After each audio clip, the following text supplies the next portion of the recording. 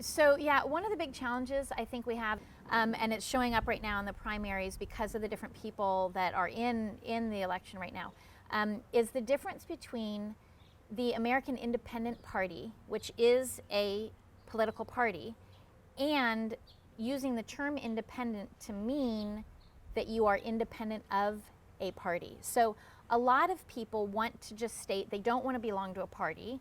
They want it to kind of be open. They want to make decisions differently each election cycle. So they don't want to be registered as a particular party, and they're thinking of themselves as an independent voter. There is an independent party that you can register as. So a lot of people will go and register as an American independent voter, not realizing they're actually registering for a party.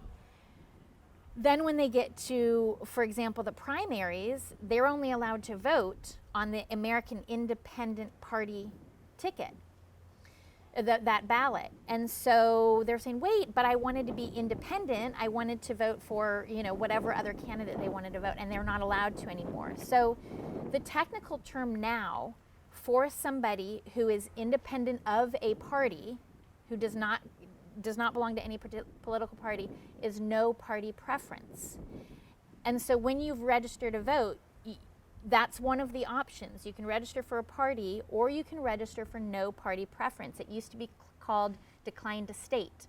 That's what you want to assign yourself to if you want to be open to pick and choose which ticket you're going to vote for. And then the other problem is that even people who are registered as no party preference voters, each political party gets to choose how the primaries are run for their party.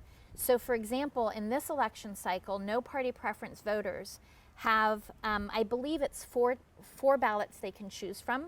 They can choose their own no party preference ballot, which does not have presidential candidates at all listed on it. They can choose the Democratic Party ticket. They can choose a ballot. They can choose the Libertarian ballot, and they can choose the, I believe it's the American Independent Party ballot. And those choices are all dictated by each of those political parties. So for example, the Republican Party has decided they don't want to allow no party preference voters to vote on their ballot in this primary election. So if you're a no party preference voter and you wanted to vote for one of the Republican presidential candidates, you cannot do so. The only way you would have been able to do that is if you had amended your registration and registered as a Republican. This is very complicated, and the rules are different for each party. And so you can see why on election day, people show up and they're very confused, and they're not able to, oftentimes they're not able to get the ballot that they wanted to vote. If you wish to vote for a presidential candidate, that's no problem. We can do you provisionally. And actually go to that young man over there, since he's not busy.